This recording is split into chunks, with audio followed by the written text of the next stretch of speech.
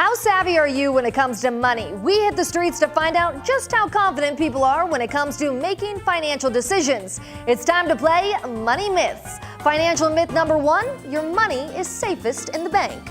I think your money is safest in the bank. Why? I mean, you're not making money on it, but at the same time, there's a reserve of $250 in the bank, so depends how much, but for the most part. The answer is false.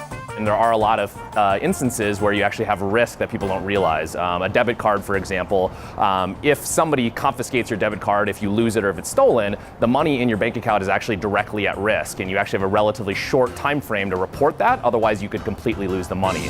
Financial myth number 2, cash is king. I agree, cash is king. You don't have to pay interest. I think cash is the best way to go if you want to stay out of debt. That is true. But absolutely, at the end of the day, I think people don't value how important it is to keep cash available. So I definitely would argue that keeping a safe amount of money, for some people that's 3 months, some people maybe 9 or 12 months of living expenses in cash, is critically important. On to myth number 3. This is a tough one. If you don't have a will, your spouse will get all of your assets. No, that's not true. The state makes that determination. Right again, the answer is true. It depends on what asset we're talking about, and also depends on what your state of residence is, because every state has different rules, and then it ultimately depends on if you've properly designated beneficiaries in the case of a retirement account like an IRA or 401k. Financial myth number 4. If you're over a certain age, it's too late to save for retirement. It's never too late to save. No, I think it's always a good starting point, no matter what your age is, to start saving. At least have something in the bank. That is true too.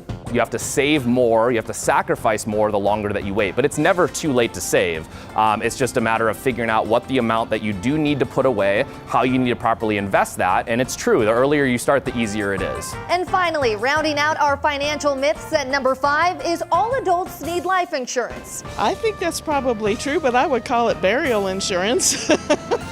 So close, but no, the answer is false. But if you have people who depend on your income, either for day-to-day living expenses, to pay for college, or if, let's say, you had a stay-at-home spouse who, if they passed away, you might need to pay for daycare and other things of that nature, those people absolutely need life insurance.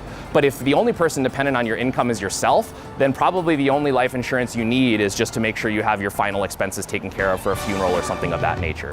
That'll do it for Money Myths. Remember, experts say to always ask questions in order to make the best financial decision for you and your money. For the now, I'm Annie Taylor.